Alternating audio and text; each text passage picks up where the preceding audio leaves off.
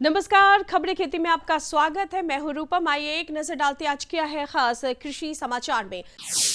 संक्रामक रोग से बचने के लिए गर्मी के मौसम में दुधारू पशुओं का करें बेहतर प्रबंधन। गर्मी में भी कर सकते हैं ओयस्टर मशरूम की खेती। फसल अवशेष को नष्ट करने में कारगर है रोटरी मल्चर।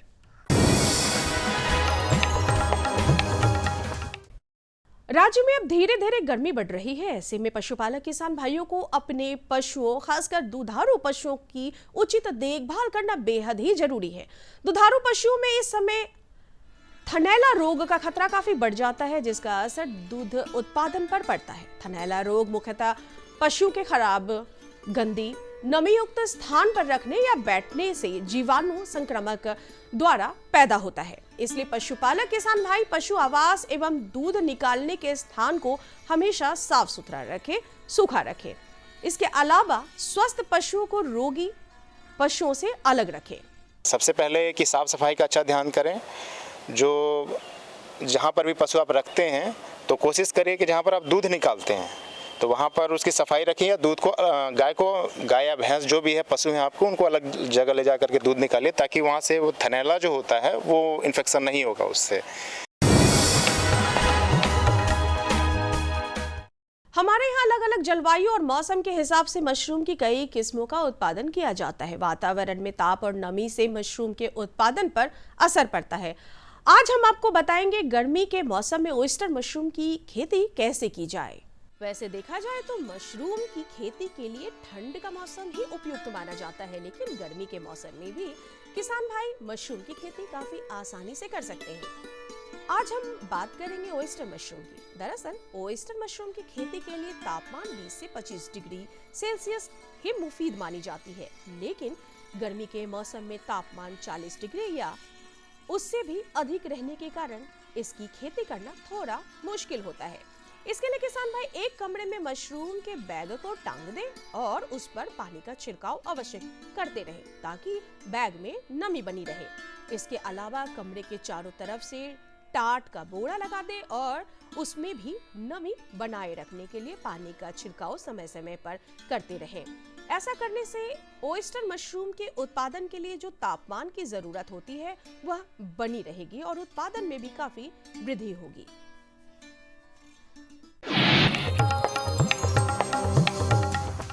गन्ना बिहार की प्रमुख नकदी फसलों में शामिल है। किसान भाई, अगर आप गन्ना की खेती कर रहे हैं तो गन्ना से संबंधित जितनी भी किस्में हैं उसकी जानकारी होना आपको बेहद ही जरूरी है। गन्ना की खेती दो प्रकार की होती है, पहली अगात, दूसरी मध्य पिछात। अगात किस्मों में राजेंद्र गन्ना 1, राजेंद्र गन्ना 3 और राजेंद्र गन्ना 5 है। वहीं मध्य पिछात किस्मों में राजेंद्र गन्ना 2, COP 09437 है, जिसकी खेती कर किसान भाई अच्छी आमदनी प्राप्त कर सकते हैं।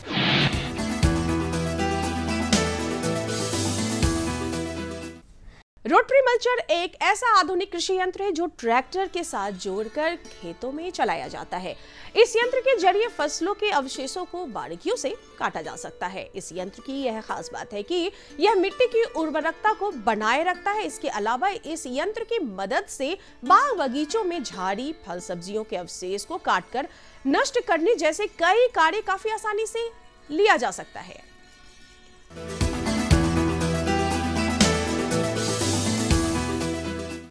सफलता की आज के इस महत्वपूर्ण कड़ी में हम आपकी मुलाकात कराएंगे वैशाली जिले के चिरंजीव से। यह हमारे देश का दुर्भाग्य रहा है कि यहाँ खेती तो सब करते हैं, लेकिन खेती की पढ़ाई कोई नहीं करता। हालांकि धीरे धीरे हमारे युवाओं की सोच काफी बदल रही है और एक बड़ी संख्या में शिक्षित युवा खेती की ओर मुखातिब हो रहा है और आजीविका का साधन बना रहा है। ऐसे ही एक स्नातक युवा किसान चिरंजीवी कुमार है, जो खेती के जरिए अपनी आत्मनिर्भरता को सुनिश्चित कर रहे हैं और आसपास के किसानों के लिए प्रेरणा बने हुए हैं। मैं अभी खीरा के खेत में हूँ। मैं 3 कट्ठे में खीरा लगाया हुआ हूँ और इसमें लागत 500 रुपये आए होंगे सीड्स में, और अभी मेरा 45 से 50 दिन का हो गया है खीरा। अच्छा खासा फलन भी आ रहा है। पर डे इसका प्रोनिंग तुराई हो रहा है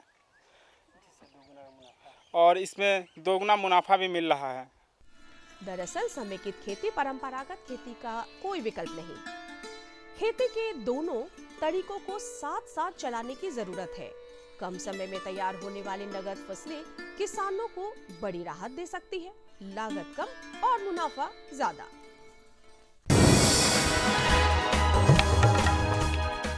आइए अब एक नजर मंडी के ताजा भाव पर। आइए अब एक नजर डालते हैं राजधानी पटना के अनाज मंडी में और जानते हैं अनाजों के ताजा भाव।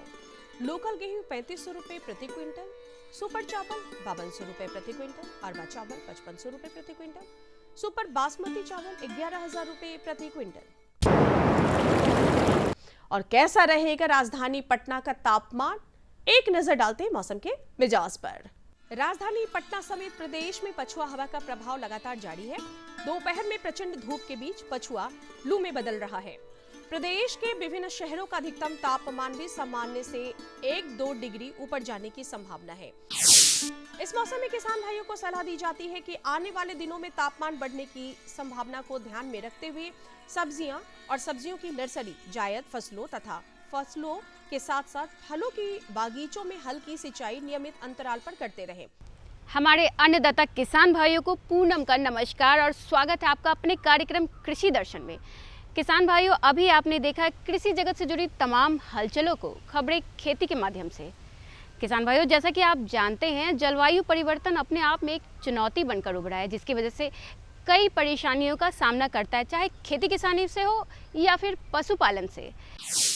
किसान भाइयों, जलवायु परिवर्तन से पालतू पशु भी अछूते नहीं हैं, उनमें नए नए रोग उत्पन्न हो रहे हैं, लेकिन हमारे वैज्ञानिकों के सघन प्रयास के द्वारा जैव रसायन के द्वारा पशुओं का सफल इलाज किया जा रहा है।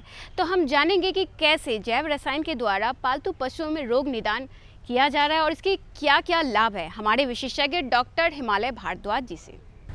नमस्कार किसान भाइयों, स्वागत है आप सभी का कृषि दर्शन कार्यक्रम में। किसान भाइयों, गर्मी का मौसम शुरू होने ही वाला है, हम नहीं कहेंगे, शुरू हो ही चुका है। अभी की जो तपिश है वो हमें आने वाले दिनों के लिए चिंतित कर रही है और इस का जो अभी का जो तापमान है वो इतना हमको सचेत कर रहा है कि हम अपने साथ साथ जो पशुओं का स्वास्थ्य है उसको भी इस तरह से देखभाल करें कि हमारा पशु निश्चित रूप से स्वस्थ रह सके। जी हाँ किसान भाइयों, आज का जो हमारा विषय है वह इसी पर आधारित है कि जो हमारा पालतू पशु है उसे रोग निदान के लिए हम कौन सा उपाय करें।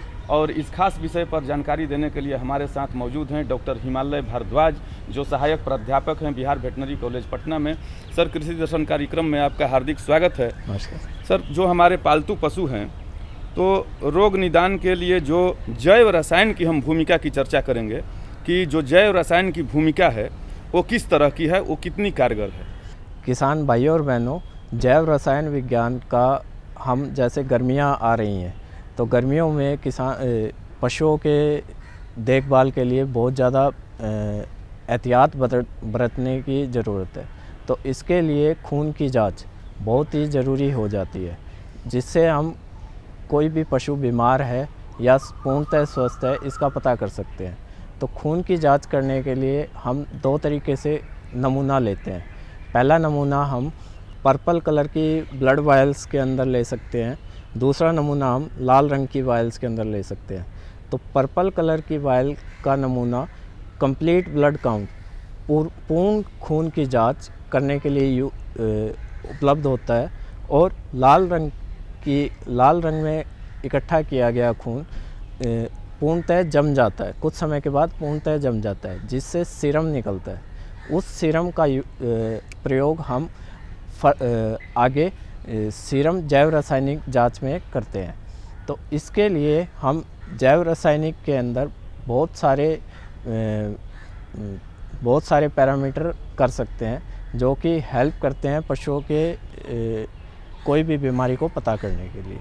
एक चीज़ सर, हम आम जानकारी जो सरल भाषा में है कि जैव रसायन होता क्या है, हम अपने किसान भाइयों को ये जानकारी देना चाहते हैं आपके माध्यम से कि जैव रसायन क्या होता है, हमारे किसान भाई इसे किस तरह से समझें। जैसे एक आम भाषा में समझाया जाए कि कोई भी पशु है उसके जितने भी ऑर्गन हैं, शरीर के अंदर ऑर्गन हैं, वो कुछ ना कुछ एंजाइम, कुछ ना कुछ प्रोटीन, कुछ हार्मोन्स रिलीज़ करते हैं, निकालते हैं, जो खून के अंदर आते हैं। तो उन सब की जांच करने को बोलते हैं सीरम जैव रसायन विभाग।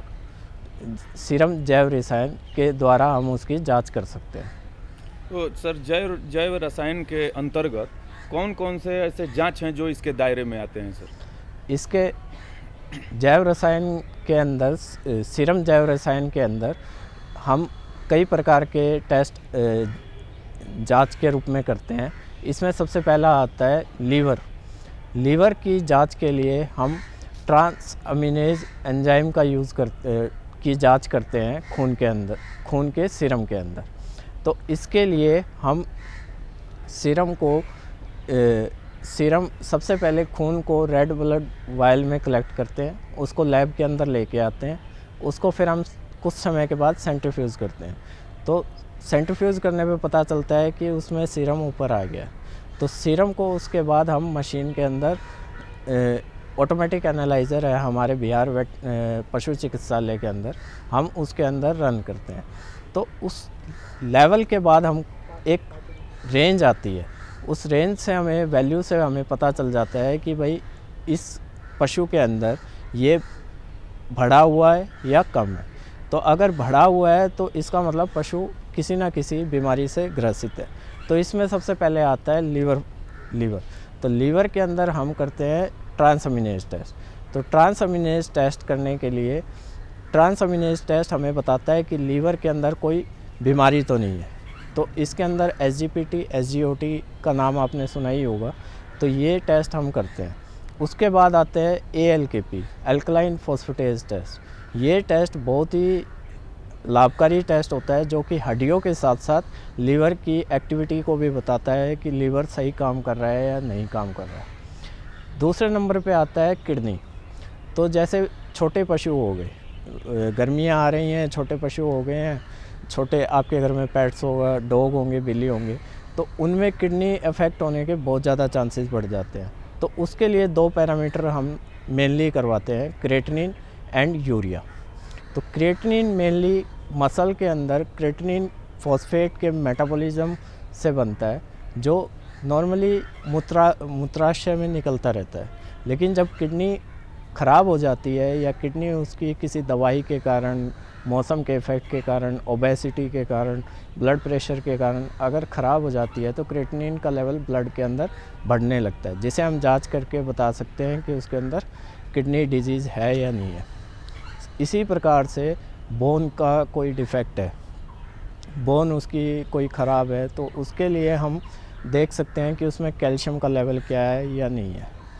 एक सबसे महत्वपूर्ण टेस्ट गर्मियों में करवाने के लिए होता है, किसान भाइयों के लिए तो बहुत ज़्यादा हेल्पफुल रहेगा, इलेक्ट्रोलाइट टेस्ट। इलेक्ट्रोलाइट टेस्ट के अंदर हम सोडियम पोटेशियम क्लोराइड का लेवल सीरम के अंदर देखते हैं, जिसमें हम देख सकते हैं कि अगर इन कैटायंस का और एनायंस का हमारे पशुओं के सैंपल के अंदर अगर लेवल कम है तो उसी अकॉर्डिंग हम उसमें NSS चढ़ा के, सलाइन चढ़ा के उसकी पूर्ति की जा सकती है।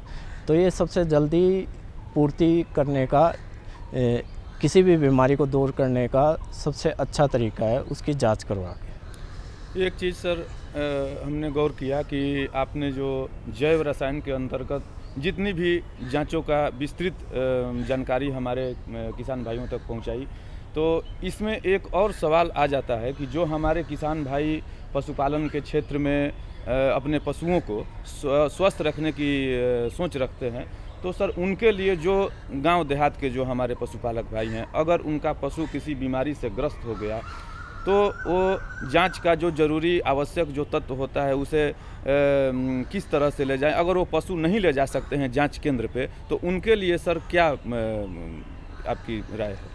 जैसे कि मैंने पहले भी बताया कि आप किसी भी वेटनेरियन की मदद से एक खून का नमूना कलेक्ट करवाइए। इन 2 वायल्स में खून का नमूना लेके हमारे कॉलेज ला सकते हैं, जहाँ पे हमारी लेबोरेटरी पूरी तरीके से डेवलप है।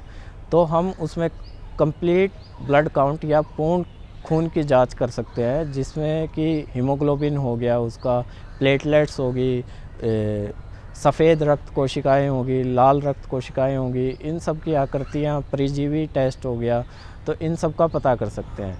और सीरम बायोकेमिस्ट्री के अंदर हम सारे ऑर्गन्स का पता कर सकते हैं कि भाई वो किस प्रकार से काम कर रहे हैं। एक चीज़ ये भी सर देखने में आता है कि जो हमारे पशुपालक भाई हैं, तो पशुओं का स्वास्थ्य जब प्रतिकूल हो जाता है तो ज़्यादा से ज़्यादा जो गांव देहात के जो नुस्खे होते हैं, तो सबसे पहले वो सोचते हैं कि इसी से हम ठीक कर लें। जांच पर कोई भी ज़्यादा प्राथमिकता नहीं देता है, लेकिन सर जांच तो बहुत ज़रूरी है। इसके बारे में जो आपका महत्वपूर्ण संदेश है, हम अपने सर पशुपालक भाइयों के पास पहुंचाना जरूर चाहेंगे। जांच पशुओं के रोग निवारण के लिए बहुत ज़्यादा इम्पोर्टेंस रखती है। इससे बहुत जल्दी और बहुत स्पीड में रिकवरी होती है पशुओं की।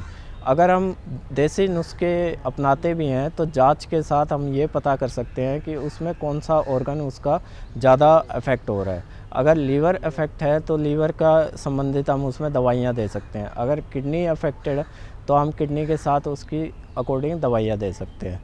तो इस प्रकार से जांच के बहुत ज़्यादा फ़ायदे हो सकते हैं उस बीमारी को जल्दी से जल्दी दूर करने के लिए।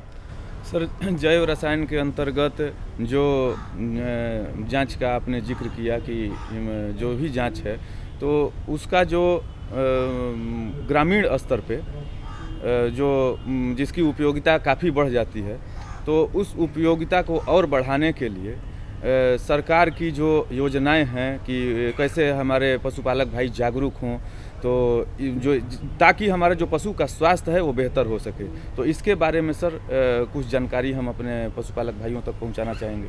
किसान भाई किसी भी नज़दीकी स्वास्थ्य केंद्र गांव के अंदर जाके किसी भी वेटनेरियन से जाके मिल सकते हैं, जो आपकी सैंपल लेने में मदद करेगा और प्राथमिक उपचार करने में भी मदद करेगा। उसके बाद आप वो सैंपल लेके यहाँ लाइए। उसको सैंपल को लाने का एक तरीका रहेगा, सैंपल कभी भी टेढ़ा मेढ़ा करके ना लेके आएँ। उसको हमेशा बर्फ़ की थैली के अंदर रख के लेके आएँ, ताकि उसमें एक समान ठंडा टेम्परेचर मेंटेन रहे, क्योंकि गर्मियाँ आ रही हैं तो गर्मियों से जितना भी खून है वो ख़राब होने की संभावना बढ़ जाती है। तो ये सब बातों का थोड़ा ध्यान रखें और इस प्रकार से हम टेस्ट करने में सफल रहेंगे और जल्दी से जल्दी रोग निवारण में मदद कर सकते हैं। तो देखा किसान भाइयों, जैसा कि अभी हमारे डॉक्टर साहब ने बतलाया कि जो हमारे पालतू पशु हैं उन्हें विभिन्न तरह के जो टेस्ट होते हैं उनके माध्यम से अगर उनका स्वास्थ्य खराब हो गया है तो उन्हें बेहतर किया जा सकता है। और ग्रामीण स्तर पे भी इसकी उपयोगिता काफ़ी बढ़ चुकी है। और जो ग्रामीण स्तर पे जो हमारे प्राथमिक जो केंद्र हैं उनसे भी मदद ले करके, और जो वेटनरी कॉलेज हैं वहाँ पे सैंपल दे करके जांच करके ये पता लगाया जा सकता है कि हमारा पशु किस बीमारी से ग्रस्त है और उसे किस तरह से बेहतर किया जा सकता है। डॉक्टर साहब, इतनी अच्छी जानकारी देने के लिए आपका बहुत बहुत धन्यवाद। और किसान भाइयों, मिलते हैं कृषि दर्शन कार्यक्रम के अगले भाग में एक नई जानकारी के साथ। तब तक हमें और हमारी पूरी टीम को दीजिए इजाज़त। नमस्कार। किसान भाइयों, अभी आपने जाना पालतू पशुओं में रोग निदान के लिए जैव रसायन की उपयोगिताएं और उसके लाभ को। अब बढ़ते हैं कार्यक्रम के अगले भाग की ओर। किसान भाइयों, जैसा कि हम सभी जानते हैं, जलवायु परिवर्तन अपने आप में एक चुनौती बनकर उभरा है। यहाँ आज हम अभी आपके लिए लेकर आए हैं इसी विषय से जुड़ी हमारी यह खास टीवी रिपोर्ट, जो हमारे किसान भाइयों के कृषि को और भी आसान बना देता है और लाभकारी बना देता है। तो आइए देखते हैं।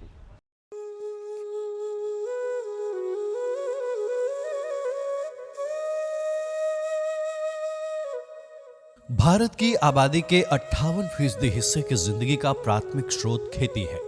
खेती यानी खेती योग्य जमीन, उर्वरा मिट्टी, पटवन के लिए पानी, फसल के लिए समय पर बारिश, धूप और हवाएं। इसी खेती पर भारत की 138 करोड़ से भी अधिक आबादी को खाद्य सुरक्षा देने की जिम्मेदारी है, जबकि भारत के हिस्से में दुनिया की जमीन का महज 2.5% हिस्सा ही है। भारत के राज्यों में मौजूद आधे किसान सीमांत खेतिहर यानी 1 हेक्टेयर भूमि के मालिक हैं, और बाकी छोटे किसानों के पास 1 से 2 हेक्टेयर जमीन है। वहीं देश के कुल खाद्यान्न उत्पादन में छोटे और सीमांत किसानों की हिस्सेदारी 60% है। साल 2020 की एक रिपोर्ट बताती है कि भारत की आबादी का 14% अभी कुपोषित है। ऐसे में साल 2030 तक शून्य भूखमरी का लक्ष्य हासिल करना भारत के लिए एक बड़ी और कड़ी चुनौती है। इस चुनौती से पार पाने में आज सबसे बड़ी बाधा जलवायु परिवर्तन ही है। जलवायु में बदलाव से जल संकट पैदा हुआ तो हवाओं का रुख भी बदल गया। हालांकि अब इस पर बात करने का वक्त बिल्कुल भी नहीं है कि जलवायु बदलाव क्यों और कैसे आया। अभी वक्त यह सोचने का है कि जलवायु में हुए और हो रहे बदलाव के कारण उपजी चुनौतियों के बीच फसलों को हरा भरा कैसे रखा जाए। जलवायु परिवर्तन एक चिंता है, इसलिए चिंतन तो करना ही होगा। मसलन जलवायु बदली है तो खेती का पैटर्न बदलना होगा। आसमानी बारिश कम हुई तो धरती पर जल संचय करना होगा। भूमिगत जल सतह से दूर हो गया है तो पानी की बर्बादी पर अंकुश लगाना होगा। वर्षा का पैटर्न बदल चुका है तो सिंचाई के पारंपरिक तरीकों को बदलना होगा और जल के उपयोग की नई पद्धतियों को व्यवहार में लाना होगा, क्योंकि जल सिर्फ बचाया जा सकता है, बनाया नहीं जा सकता। धूप, बारिश और हवाओं को हम नियंत्रित नहीं कर सकते। ऐसे में किसानों और किसानी को अगर जिंदा रखना है तो हमें ही प्रकृति के इन घटकों के साथ तालमेल बिठाना होगा। सारांश में हमें अपनी खेती को जलवायु विद्रोही नहीं, जलवायु अनुकूल खेती बनाना होगा। योजना लंबी अवधि के लिए चाहिए, क्योंकि दुनिया भर में तापमान लगातार बढ़ रहा है, जो मिट्टी की उर्वरता को घटाता जा रहा है। खेती को आधुनिक खेती बनाना होगा। हमारे प्रधानमंत्री लगातार किसानों को प्राकृतिक खेती की ओर कदम बढ़ाने का आह्वान कर रहे हैं। रासायनिक खेती छोड़ जैविक खेती अपनाने की सलाह दे रहे हैं। पटवन के लिए सूक्ष्म सिंचाई पद्धतियों को व्यवहार में लाने की ताकीद कर रहे हैं, ताकि नमी खेतों में रहे, किसानों की आंखों में ना उतरे। प्रधानमंत्री के नेतृत्व में देश भर के किसानों के लिए कई योजनाएं और नीतियां लाई गई हैं, ताकि किसानों का आत्मविश्वास लौटे, खेती लाभदायक खेती बने, किसान समृद्ध हों और देश हरा भरा रहे। बढ़ते तापमान के कारण पौधों और फसलों में पानी की कमी होती है। सब्जियों की पैदावार में गिरावट आती है। दुधारू मवेशियों का उत्पादन प्रभावित होता है। भारतीय कृषि अनुसंधान परिषद के हमारे वैज्ञानिक लगातार ऐसे बीजों की तलाश कर सामने ला रहे हैं जो उच्च तापमान में भी अच्छा उत्पादन दे सकें। वहीं दुधारू मवेशियों की बात की जाए तो हमें देसी नस्लों पर ही भरोसा करना होगा।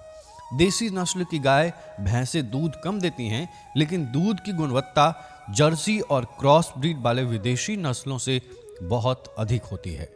जलवायु परिवर्तन के नजरिए से देखा जाए तो देसी नस्ल के पशुओं में बदलती परिस्थितियों से संगत करने का कुदरती हुनर होता है।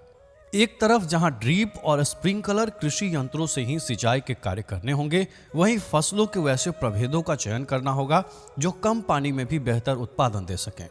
कम पानी में भी उगने वाली फसलों की खेती, रोपण की अवधि में बदलाव, सिंचाई की सारणी और जीरो टीलेज जैसे उपाय किसानों को कम बारिश और गर्म वर्षों में भी संतोषजनक पैदावार देने में मदद कर सकते हैं।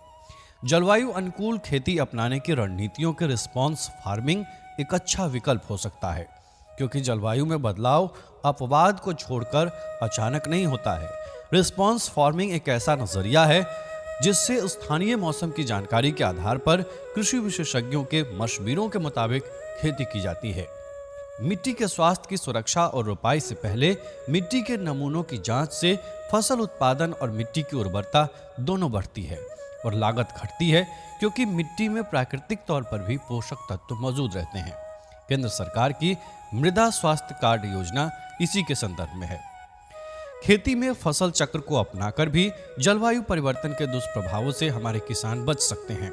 दलहन, तिलहन फसलों की खेती को बढ़ावा देने से जहां मिट्टी की सेहत सुधरेगी, वहीं देश कुपोषण को हराने में भी कामयाब होगा। बिहार सरकार ने भी केंद्र सरकार की नीतियों एवं अपने नवाचार से जलवायु अनुकूल कृषि का राज्य में माहौल बना दिया है। बिहार सरकार की जलवायु अनुकूल कृषि परियोजना वर्ष 2019 में रबी मौसम में 8 जिलों में शुरू की गई और पहले ही साल में बहुत अधिक उत्साहजनक परिणाम मिले हैं। एक और जहां उत्पादन लागत में कमी आई है, वहीं दूसरी तरफ किसानों की आमदनी में बढ़ोतरी हुई है। जलवायु योजना के तहत किसानों का प्रशिक्षण और परिभ्रमण कराया गया।